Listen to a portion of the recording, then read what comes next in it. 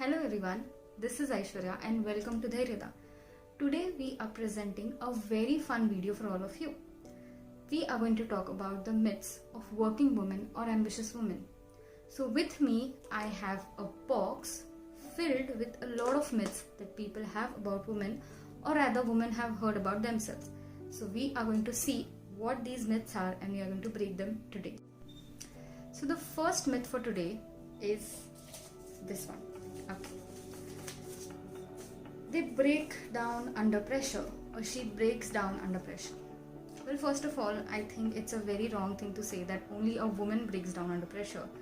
I mean, every human being would actually break down under pressure, and even if they do, उसमें गलत क्या है? They are also human beings at the end.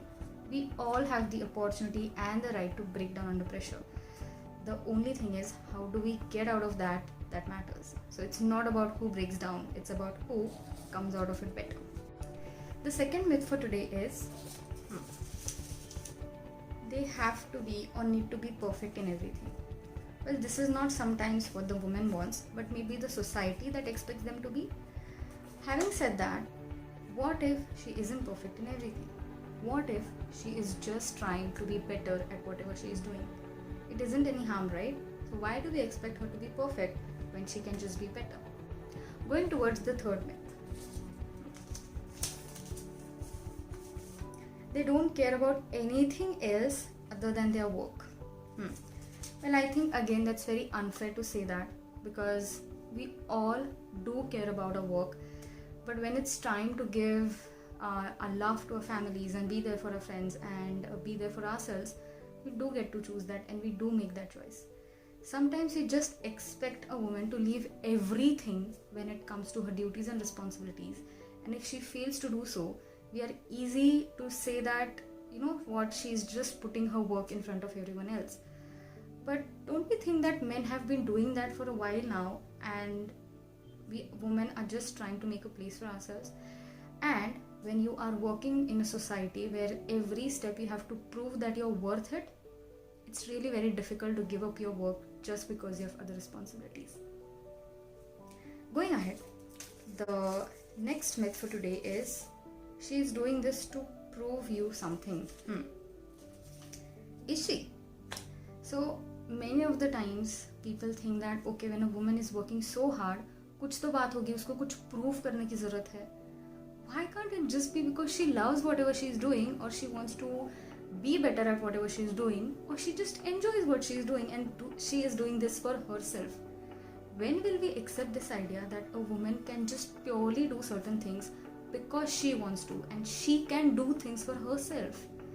The only motto or the only motive every woman in this world is working should be because she wants to. Okay, going ahead to our next myth. Women at work come with their issues and mood swings. Okay, so I don't feel that it's about a woman. I feel every human being is coming with their own issues to the work. It's just that women have that ability to express at times and men try to suppress it. Now men might have other ways to express it, but women have only this one expression, that is their words and emotions. So if they're using that, I don't feel there is any harm in just being who you are. Rather, bringing your emotions, bringing your moods, your issues to the work makes you understand how to deal with them better rather than suppressing them and just keeping them aside for one particular part of your life and then bursting out there. I think rather it's very human that you carry everything you have in your life to certain places. Yes, of course, that doesn't mean that it doesn't create its own issues. But I do feel that every woman is capable of dealing with whatever issues, her mood issues or her mood swings is. She cannot be a good leader because she is emotional or empathetic. Oh my god, I think this is my favorite myth in terms of how wrong it is. Because the more empathetic or emotional you are, the better you are going to be, not just as a leader but as a human being. How will you become a leader when you cannot understand the people around you? How can you become a leader when you're not emotionally attached to them? A leader is not just someone who wants to make the work happen. A leader is someone who builds a team. A leader is someone who builds a following. And for that, if you don't have emotions, if for that you're not empathetic, then I don't feel how a leader can happen. Going ahead. The next one says she will leave everything post marriage or after having children. Well, I think this myth comes from a place of expectation that she should leave everything after marriage or post having children. Rather than myth, I think it's an expectation of the society at some level. But I do personally feel that no, it's a personal choice, and I would never say that a woman who does this is wrong or a woman who does not go for it is wrong either. I just feel at the end, if she is the one who's making the choice, we respect her equally. Going ahead. Okay, successful women don't support other successful women.